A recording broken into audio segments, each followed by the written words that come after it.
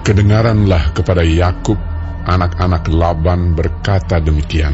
Yakub telah mengambil segala harta milik ayah kita, dan dari harta itulah ia membangun segala kekayaannya. Lagi kelihatan kepada Yakub dari muka Laban bahwa Laban tidak lagi seperti yang sudah kepadanya.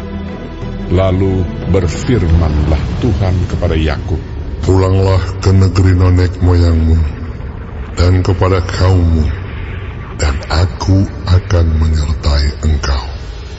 Sesudah itu Yakub menyuruh memanggil Rahel dan Lea untuk datang ke padang, ke tempat kambing dombanya. Lalu ia berkata kepada mereka, telah kulihat dari muka ayahmu bahwa ia tidak lagi seperti yang sudah kepadaku, tetapi Allah ayahku menyertai aku. Juga kamu sendiri tahu bahwa aku telah bekerja sekuat-kuatku pada ayahmu, tetapi ayahmu telah berlaku curang kepadaku dan telah 10 kali mengubah upahku.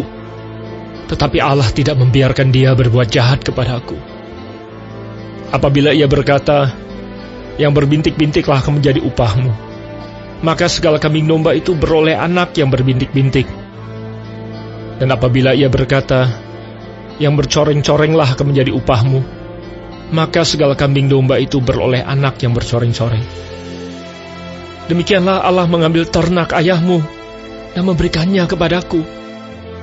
Pada suatu kali, pada masa kambing domba itu suka berkelamin, maka aku bermimpi dan melihat bahwa jantan-jantan yang menjantani kambing domba itu bercoreng-coreng, berbintik-bintik dan berbelang-belang.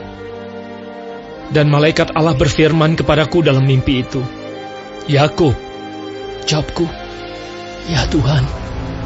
Lalu ia berfirman, angkatlah mukamu dan lihatlah bahwa segala jantan yang menjantani kambing domba itu bercoreng-coreng, berbintik-bintik dan berbelang-belang. Sebab telah kulihat semua yang dilakukan oleh Laban itu kepadamu. Akulah Allah yang di Betel itu, di mana engkau mengurapi tugu dan di mana engkau bernasar kepadaku. Maka sekarang bersiaplah engkau, pergilah dari negeri ini dan pulanglah ke negeri sanak saudaramu. Lalu Rahel dan Lea menjawab Yakub, katanya, bukankah tidak ada lagi bagian atau warisan kami dalam rumah ayah kami? Benar. Bukankah kami ini dianggapnya sebagai orang asing, karena ia telah menjual kami? Juga bagian kami telah dihabiskannya sama sekali. Tetapi segala kekayaan yang telah diambil Allah dari ayah kami adalah milik kami dan anak-anak kami. Maka sekarang perbuatlah segala yang difirmankan Allah kepadamu. Lalu bersiaplah Yakub, dinaikkannya anak-anaknya dan istri-istrinya ke atas unta, digiringnya seluruh ternaknya dan segala apa yang telah diperolehnya, yakni ternak kepunyaannya yang telah diperolehnya di Padan Aram, dengan maksud pergi kepada Ishak ayahnya ke tanah Kanaan. Adapun Laban telah pergi menggunting bulu domba-dombanya. Ketika itulah Rahel mencuri terafim ayahnya. Dan Yakub mengakali Laban, orang Aram itu, dengan tidak memberitahukan kepadanya bahwa ia mau lari. Demikianlah ia lari dengan segala harta miliknya. Ia berangkat menyeberangi sungai Efrat dan berjalan menuju pegunungan Gilead. Ketika pada hari ketiga dikabarkan kepada Laban bahwa Yakub telah lari, dibawanyalah sanak saudaranya bersama-sama. Dikejarnya Yakub 7 hari perjalanan jauhnya. Lalu ia dapat menyusulnya di pegunungan Gilead. Pada waktu malam, datanglah Allah dalam suatu mimpi kepada Laban, orang Aram itu, serta berfirman kepadanya, jagalah baik-baik, supaya engkau jangan mengatai Yakub dengan sepatah kata pun. Ketika Laban sampai kepada Yakub, Yakub telah memasang kemahnya di pegunungan. Juga Laban dengan sanak saudaranya telah memasang kemahnya di pegunungan Gilead. Berkatalah Laban kepada Yakub, "Apakah yang kau perbuat ini? Maka engkau mengakali aku dan mengangkut anak-anakku perempuan sebagai orang tawanan. Mengapa engkau lari diam-diam dan mengakali aku?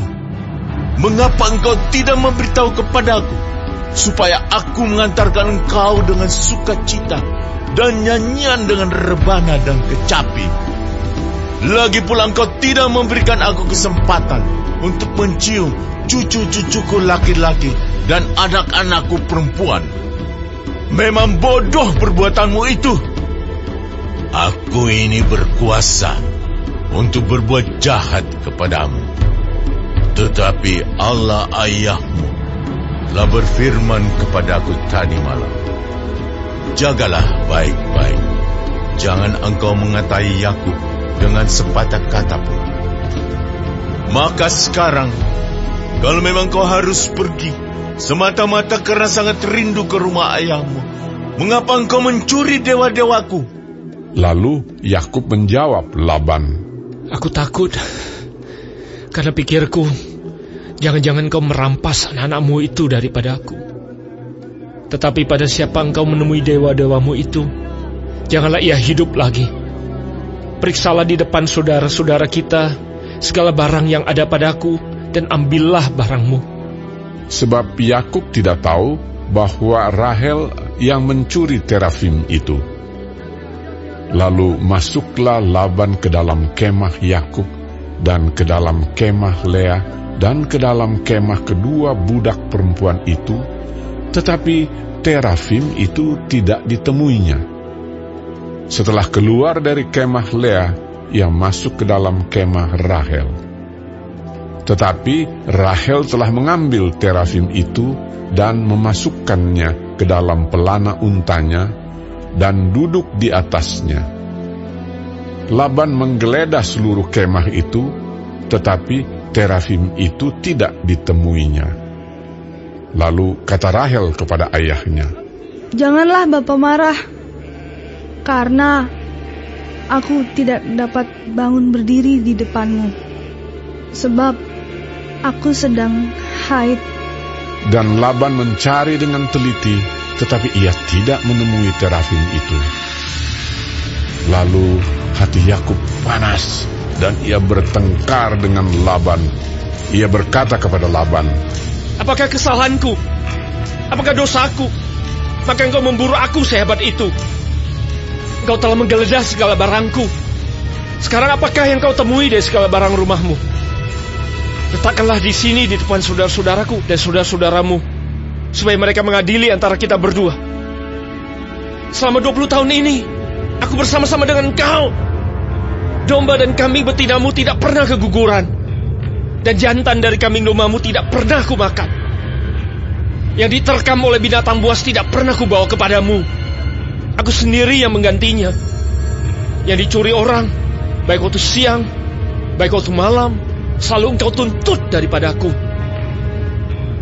Aku dimakan panas hari waktu siang, dan kedinginan waktu malam, dan mataku jauh daripada tertidur. Selama 20 tahun ini aku di rumahmu. Aku telah bekerja padamu 14 tahun lamanya untuk mendapat kedua anakmu, dan 6 tahun untuk mendapat ternakmu, dan engkau telah 10 kali mengubah upahku. Seandainya Allah ayahku, Allah Abraham, dan yang disegani oleh Ishak tidak menyertai aku, tentulah engkau sekarang membiarkan aku pergi dengan tangan hampa. Tetapi kesengsaranku dan jerih payahku telah diperhatikan Allah, dan Ia telah menjatuhkan putusan tadi malam. Lalu Laban menjawab Yakub, Perempuan-perempuan ini anakmu, dan anak-anak lelaki ini cucuku, dan ternak ini ternakku. Bahkan segala yang kau lihat di sini adalah milikku. Jadi apakah yang dapat kuperbuat sekarang kepada anak-anakku ini, atau kepada anak-anak yang dilahirkan mereka? Maka sekarang marilah kita mengikat perjanjian, aku dan engkau, supaya itu menjadi kesaksian antara aku dan engkau. Kemudian Yakub mengambil sebuah batu dan didirikannya menjadi tugu. Selanjutnya berkatalah Yakub kepada sanak saudaranya, Kumpulkanlah batu. maka mereka mengambil batu dan membuat timbunan, lalu makanlah mereka di sana di dekat timbunan itu. Laban menamai timbunan batu itu Yegar Sahaduta, tetapi Yakub menamainya Galet. Lalu kata Laban, Timbunan batu inilah pada hari ini menjadi kesaksian antara aku dan engkau. itulah sebabnya timbunan itu dinamainya Galet dan juga Mispa, sebab katanya, Tuhan kiranya berjaga-jaga antara aku dan engkau apabila kita berjauhan. Jika engkau mengaibkan anak-anakku, dan jika engkau mengambil istri lain di samping anak-anakku itu, ingatlah, walaupun tidak ada orang dekat kita, Allah juga yang menjadi saksi antara aku dan engkau. Selanjutnya kata Laban kepada Yakub, Inilah timbunan batu, dan inilah tugu yang kudirikan antara aku dan engkau. Timbunan batu dan tugu inilah menjadi kesaksian bahwa aku tidak akan melewati timbunan batu ini mendapatkan engkau, dan bahwa engkau pun tidak akan melewati timbunan batu dan tugu ini mendapatkan aku dengan berniat jahat. Allah Abraham dan Allah Nahor, Allah ayah mereka, kiranya menjadi hakim antara kita. Lalu Yakub bersumpah demi yang disegani oleh Ishak, ayahnya. Dan Yakub mempersembahkan korban sembelihan di gunung itu. Ia mengundang makan sanak saudaranya, lalu mereka makan serta bermalam di gunung itu. Keesokan harinya, pagi-pagi, Laban mencium cucu-cucunya dan anak-anaknya serta memberkati mereka. Kemudian pulanglah Laban kembali ke tempat tinggalnya.